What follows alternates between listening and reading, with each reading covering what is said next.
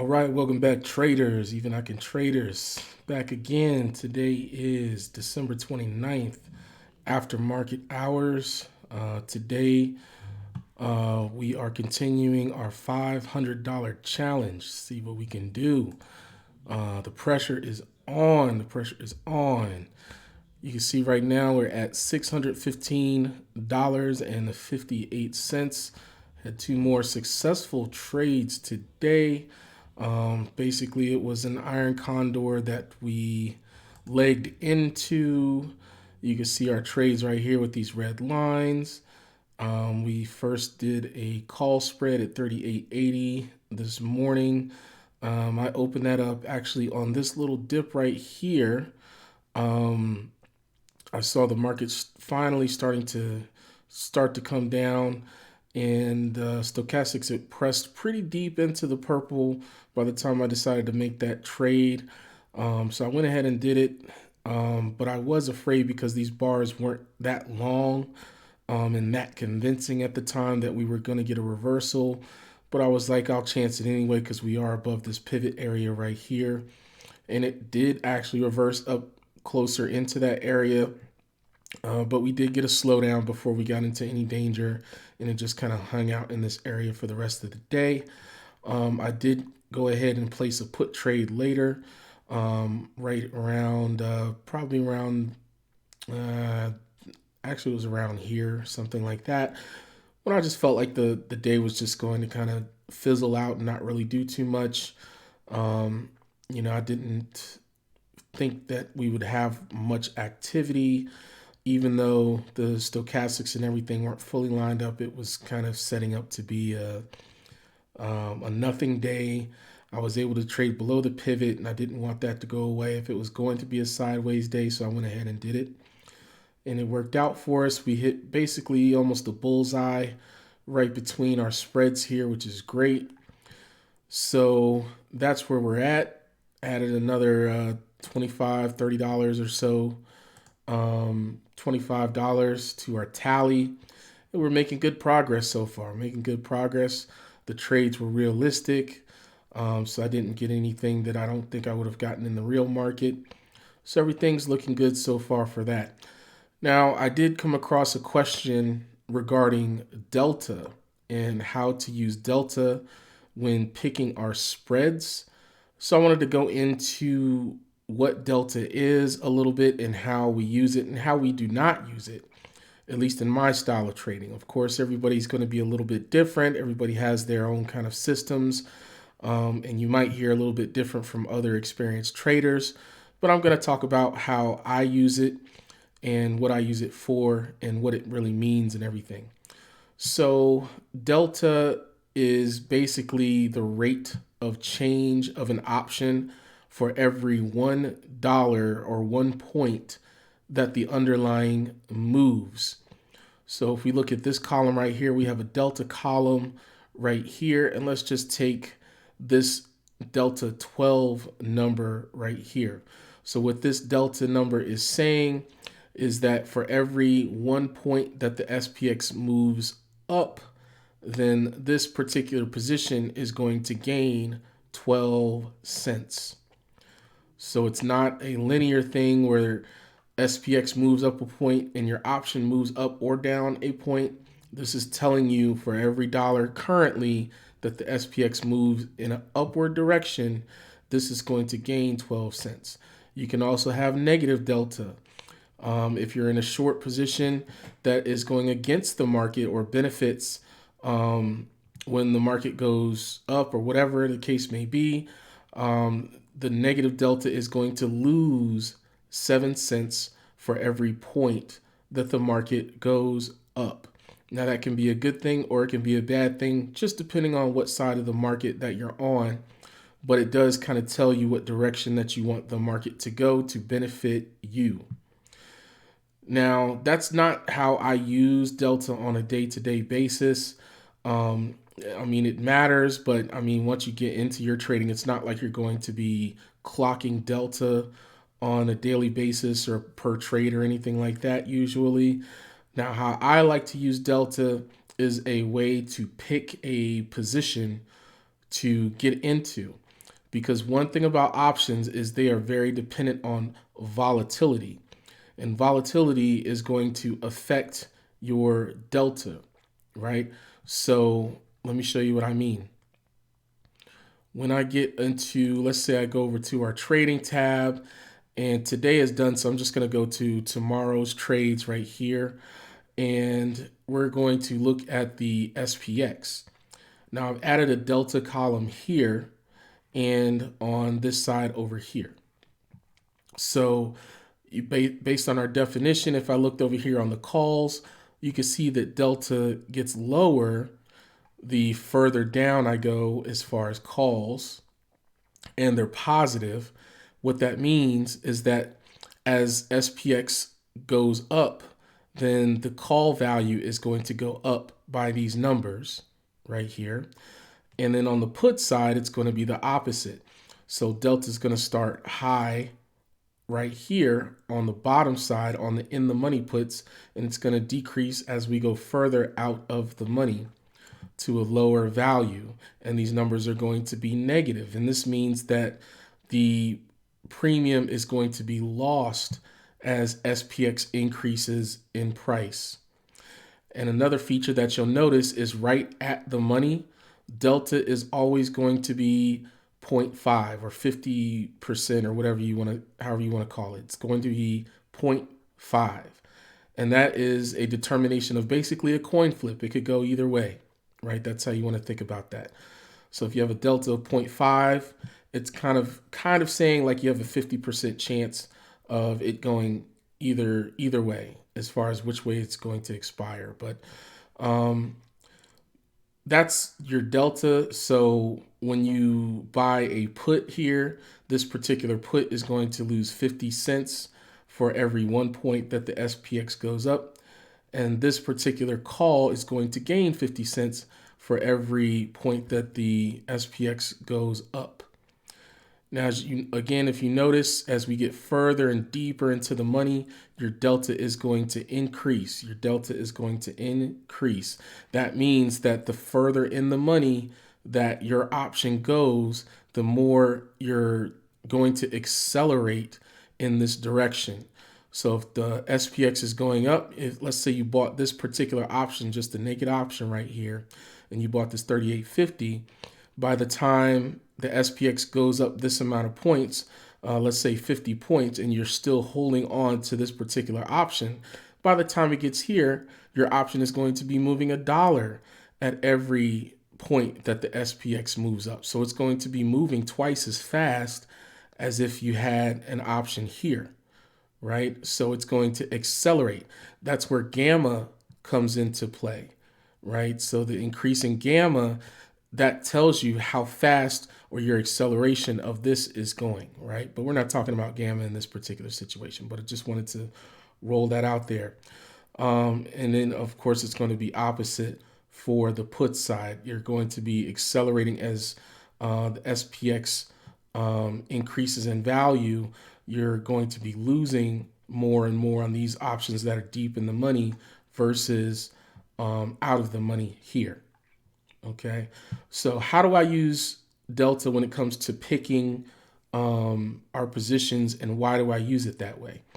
So delta, a lot of people use delta to kind of make up for the VIX or the actual market volatility, because what's going to happen is the higher the volatility figures go, the wider these delta numbers are going to be spread out. So in other words, if you take this put right here, let's say I wanted to buy or sell or whatever this particular 37.90 put, right now it's at a negative 11 delta.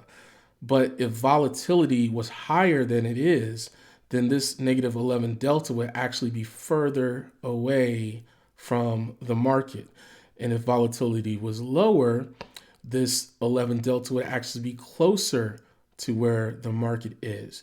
So volatility has an inflationary effect on these delta numbers because they have an inflation. It has an inflationary number or effect on the premium that is attached to options. The higher the volatility, the more expensive options get.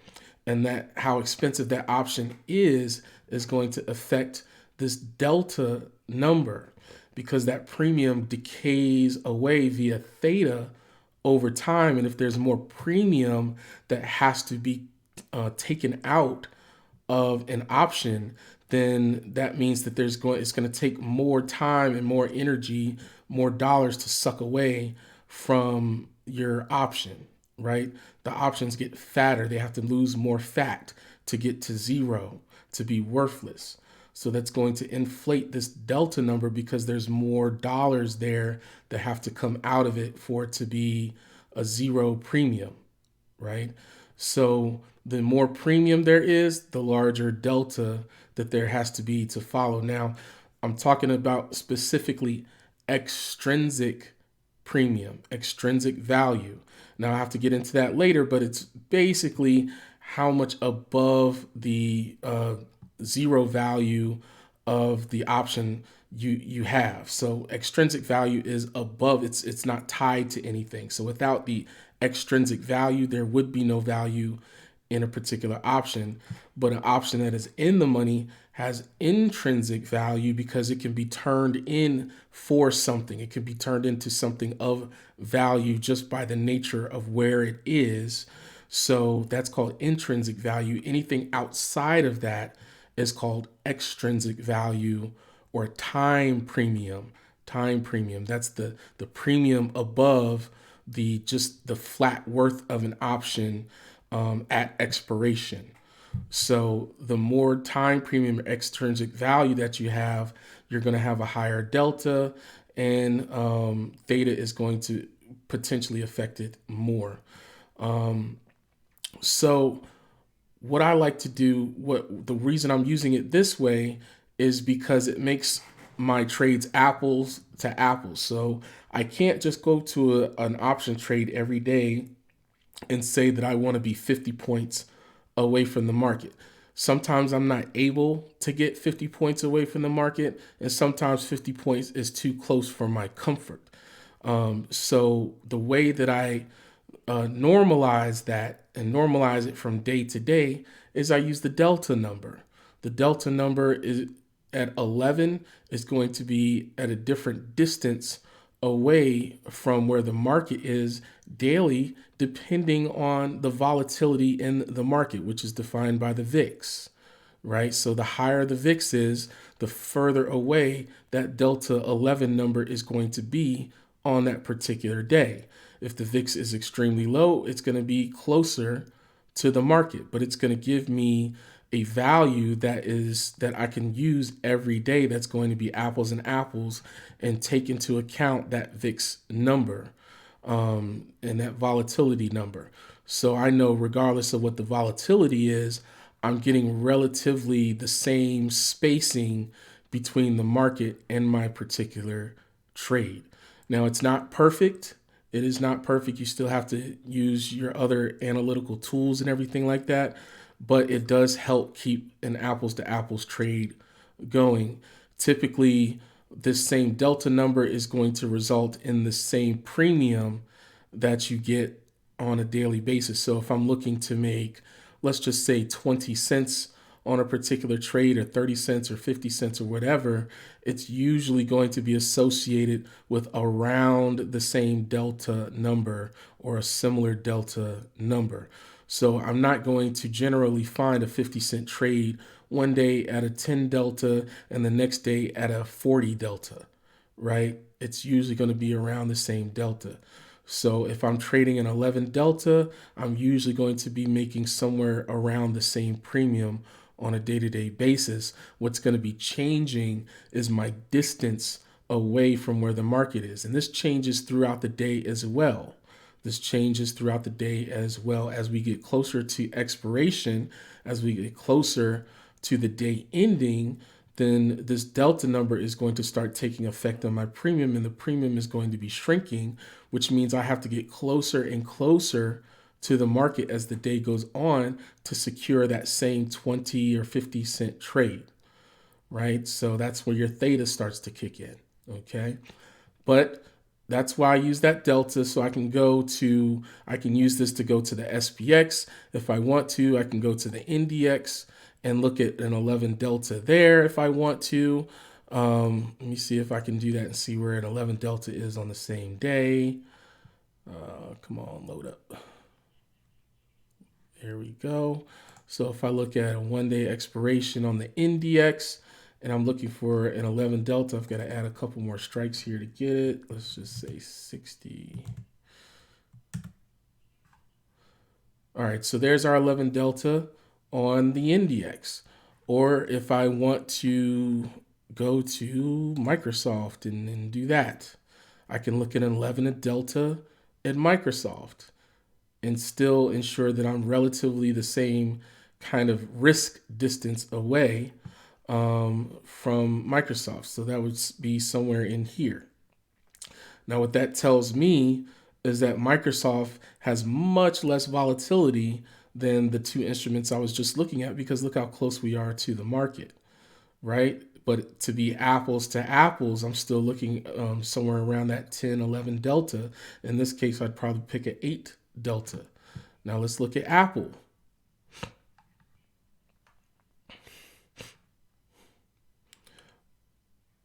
All right, Apple, here's your 10 delta right here.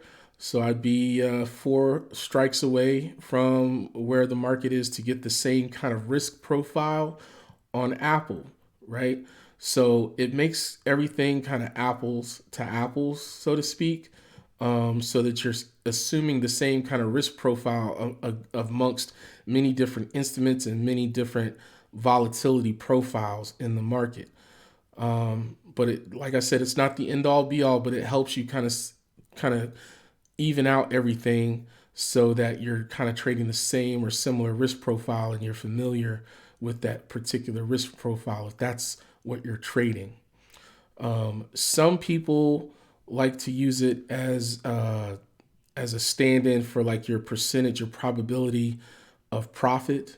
I don't. I mean, I could see the correlation, but it can lull you into a false sense of security if you think that you have a 90 or 95% probability of profit. And what happens is when you have a big volatility number and the volatility is very high, that means the swings in the market are also very high. So that volatility number is usually justified, and you're going to get a lot of outside moves versus a low volatility environment. So saying that, like a 10 delta is the same thing as like a 90% or a 10% probability that you're going to lose is not necessarily accurate. But it does kind of get you in the same kind of ballpark, where like a 10 delta is going to be somewhere of a similar risk profile amongst different volatility ranges. Okay. So I hope that explains delta a little bit. It was a little bit muddling. I'm kind of doing this off the cuff with no script or anything like that. But if this did help you, please like the video, subscribe to the channel. Let me know in the comments if you want me to clear this explanation up. Like I said, I'm just doing this off the cuff because somebody asked. But if I need to clean it up, I definitely will. But I hope that helps you in your trading. If you have any questions, let me know. Even I can trade out.